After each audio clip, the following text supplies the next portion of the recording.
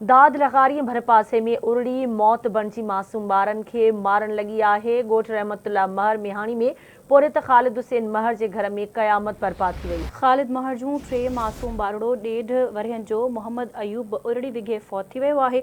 पोरित ख़ालिद महर जा 2 ॿारड़ा ख़ालिदा महर ऐं रबनवाज़ महर बि फौत थी चुका। हिक हफ़्ते में 3 ॿारड़ा फौत थियण ते ॿारनि जी अमर बेहोश। संदसि वालिद ख़ालिद महर ज़हनी तवाज़ुन विञाए वेठो।